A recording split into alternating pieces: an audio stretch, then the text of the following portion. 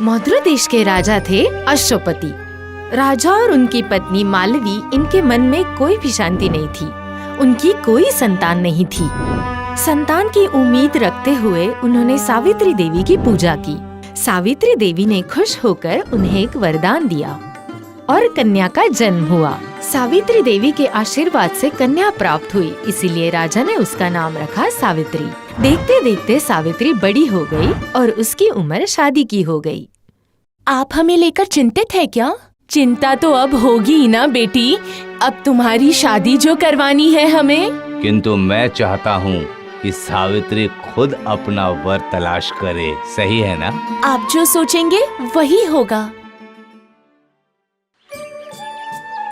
मैं बहुत चली अब, लेकिन जो भी मुझे पसंद था उसे तो मैं ढूंढ ही नहीं पाई। अब क्या सच में मुझे मेरा वर मिल पाएगा?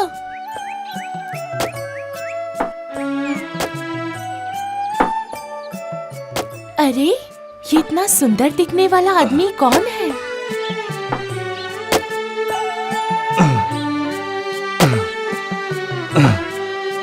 अरे, आप कौन हैं? क्या चाहिए आपको? मैं हस्तिनापुर की अशोक सम्राट की इकलौती बेटी हूँ। मेरा नाम सावित्री है। लेकिन तुम कौन हो? तुम्हें देखकर लगता है तुम कोई राजकुमार हो। आपका अनुमान गलत नहीं है। मैं सालो देश के राजा का बेटा हूँ, राजकुमार सत्यवान। किस्मत का ऐसा फेर हुआ कि मेरे पिताजी अंधे हो गए, राज्य हार कर वनवासी हो गए। अब इस अवस्था में छोड़कर उनको कहाँ जा सकता हूँ? इसका मतलब अब तो ये राजकुमार नहीं रहा। नहीं नहीं, पर जो भी हो, मुझे ये पसंद है। मुझे इसी से विवाह करना है।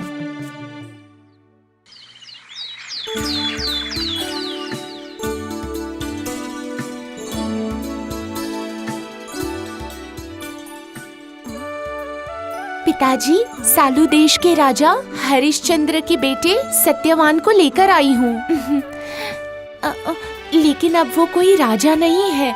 वो अपने पिताजी के साथ जंगल में अपना जीवन बिता रहा है और वही मुझे पसंद है। ये तुम्हारा क्या बचपना है सावित्री? राजकुमारी हो, राजघराने से हो और एक अति सामान्य इंसान से विवाह करना चाहती हो।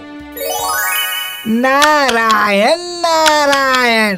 बोलिए महाराज, आप इतने बेचैन क्यों लग रहे हैं? सावित्री का सत्यवान के संग विवाह करने का मन कर रहा है। अब आप ही बताइए देवर्षि, इसमें मैं क्या करूं? इस विषय में ऐसा कोई संदेह नहीं है कि सत्यवान गुणी है, सुंदर है, सुशील है, किंतु उसका जीवित काल 1 वर्ष है।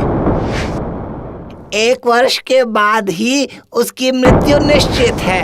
अब ये सब सुनकर हम तुम्हारा विवाह सत्यवान के संग नहीं होने देंगे। बेटा, तुम किसी और राजकुमार से विवाह कर लेना। लेकिन पिताजी, मैंने तो मन ही मन उन्हें अपना पति मान लिया है। अब वही मेरे सर्वस्व है। अब मैं किसी और के बारे में नहीं सोच सकती हूँ। अब मैं ये फैसला नहीं बदल सकती। पिताजी, मुझे माफ कर दीजिए। मैं सच में उनसे बहुत प्यार करती हूँ। राजा ने अपनी कन्या की बात मान ली। सत्यवान के साथ ही सावित्री का विवाह संपन्न हुआ। जंगल में एक छोटी सी कुटिया में उन दोनों का जीवन बीत रहा था। सावित्री अपने पति के साथ अपने अंधे ससुर की भी देखभाल करती थी। बहुत दिल से वो दोनों की सेवा करती थी। इन सब के साथ सावित्री 1 साल कब होगा इस बात का इंतजार करती थी। 1 साल को जब 4 दिन बाकी थे, तभी से सावित्री ने उपवास रखना शुरू किया। कठिन उपवास। ये इतना कठोर उपवास क्यों शुरू किया तुमने? एक दाना तो दूर, एक बूंद पानी भी नहीं पी रही हो तुम। ऐसा करोगी तो तुम बीमार पड़ जाओगी। आप बिल्कुल निश्चिंत रहे, मुझे कुछ भी नहीं होगा और मेरे रहते हुए आपको भी कुछ नहीं होगा और ना ही पिताजी को।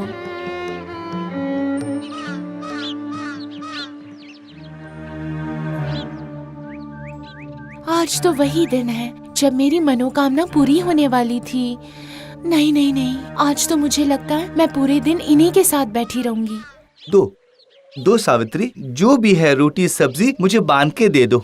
मैं लकड़ी और कंदमूल के लिए जंगल के बहुत भीतर जाऊंगा। तो फिर मैं भी जाऊंगी आपके साथ। ये क्या बोल रही हो? वैसे भी तुम उपवास के कारण कमजोर हो चुकी हो। नहीं नहीं नहीं, तुम नहीं जाओगी जंगल। लेकिन आप ऐसे अकेले जा रहे हैं, मेरा मन नहीं मान रहा। मुझे भी आपके साथ चलना है। अब मैं कुछ भी करके इन्हें अपने से दूर नहीं होने दूंगी। सत्यवान जंगल में लकड़ियाँ काट रहे थे और सावित्री उन्हें बैठकर देख रही थी। लकड़ी काटते समय सत्यवान की तबीयत अचानक से खराब होने लगी। आ गया था वो चरम समय।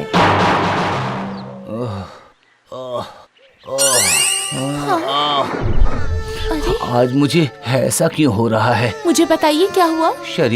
मेरा शरीर बहुत कमजोर लग रहा है। आइए आइए, मेरे गोद में सर रखिए और थोड़ी देर आराम कर लीजिए, आपको अच्छा लगेगा।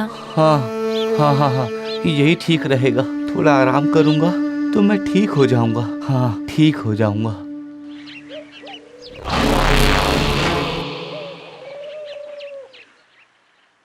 ये क्या? आप कौन हैं और आपको क्या चाहिए? मैं हूँ यमराज। मैं यहाँ किस कारण से आया हूँ ये तुम अच्छे से जानती हो कन्या। आज के दिन तुम्हारे सत्यवान की मृत्यु निश्चित थी और इसीलिए मैं इसके प्राण लेने आया हूँ। ऐसा बोल के यमदूत उसके प्राण और प्राणहीन शरीर को लेके जाने लगे। सती नारी सावित्री बिना कुछ बोले यमदूत के पीछे चलने लगी। कुछ समय बाद यमदूत को महसूस होता है कि सावित्री उनके पीछे आ रही थी। जितने दूर वो आ गए थे, सावित्री भी उनके पीछे आ गई थी। अरे ये क्या, तुम कब से मेरे पीछे पीछे आ रही हो? तुम्हारे पति की मृत्यु निश्चित थी और वो हो गई है। अब अपने घर जाओ। लेकिन मेरे बिना ये संभव नहीं है। क्या संभव नहीं है कन्या? अपने पति से बढ़कर किसी भी नारी का कोई भी धर्म नहीं होता है। अगर मैंने अपने पति को छोड़ दिया तो ये अधर्म की बात होगी। चमत्कार, क्या बढ़िया कहा तुमने। तुम्हारी बातों से हम प्रसन्न हुए। सिर्फ सत्यवान को छोड़कर तुम कोई भी एक वरदान मांगो, हम उसे पूरा करेंगे। सावित्री, अगर आप ऐसा कर ही सकते हैं तो मेरे ससुर जी की आंखें वापस लौटा दीजिए। ठीक है, हो जाएगा। अब तुम अपने घर निश्चिंत मन से जाओ क्योंकि तुम काफी दूर आ गई हो।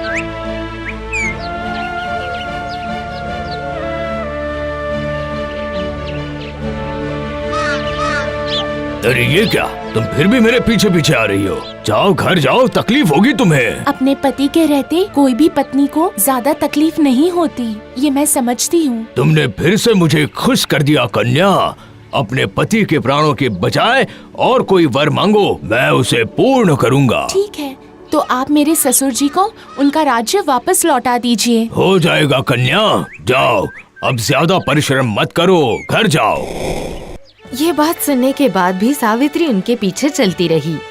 यमराज ने फिर से देखा तो सावित्री उनके पीछे आ ही रही थी। तभी यमराज बहुत गुस्से से बोले, काफी दूर आ गई हो तुम सावित्री, घर जाओ, लौट जाओ। ये मेरे लिए इतना दूर नहीं है यमराज, और मैं तो अपने पति के साथ ही जाऊंगी ना, इसमें डर किस बात का? क्या तुम हमें जानती नहीं? हम यम हैं, साक्षात मृत्यु के देवता। तुम्हें हमसे डर नहीं लगता? मैं आपसे क्यों डरूंगी भला? मैं तो आपकी पूजा करती हूँ, मुझे आप पर बहुत भरोसा है। इसका मतलब मैं तुम्हें कोई नुकसान नहीं पहुँचा पाऊंगा। यमराज जी, आपका मन बहुत ही निर्मल है। आपको देखकर ऐसा नहीं लगता कि आप किसी का नुकसान करेंगे, इसलिए मुझे लगता है आप मुझे कोई नुकसान नहीं पहुँचाएंगे।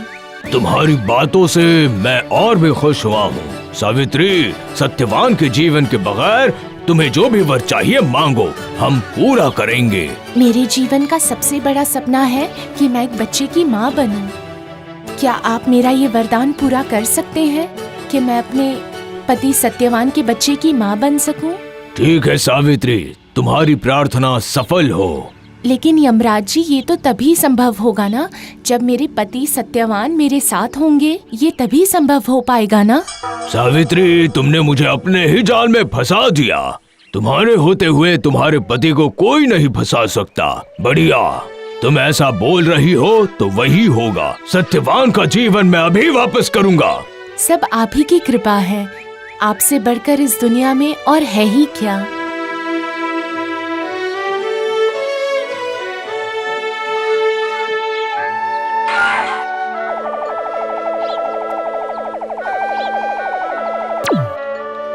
यमराज सत्यवान का प्राणहीन शरीर छोड़कर चले गए। धीरे धीरे सत्यवान के शरीर में प्राण आने लगे। धीरे धीरे सत्यवान ने अपनी आंखें खोली। सत्यवान ने आंखें खोलते ही सावित्री को देखा और सावित्री भी उन्हें ही देख रही थी। मैं कहाँ हूँ? मैं क्या हुआ था मुझे? शरीर मेरा बहुत कमजोर लग रहा था। मेरे रहते आपको कोई भी नुकसान हो सकता है? बताइए आप। अब देखना आप जल्दी ही ठीक हो जाएंगे। हाँ हाँ हाँ हाँ, मैं जैसे वापस ताकतवर हो रहा हूँ। अब हमारे दुख भरे दिन चले गए हैं। अब हमारी जिंदगी में सिर्फ खुशियाँ ही खुशियाँ आएंगी। चलिए नई शुरुआत करते हैं। ऐसे ही सावित्री ने सत्य, प्रेम और धर्म से सत्यवान के प्राण वापस लाए और अब वो खुशी खुशी अपना जीवन बिताने लगे।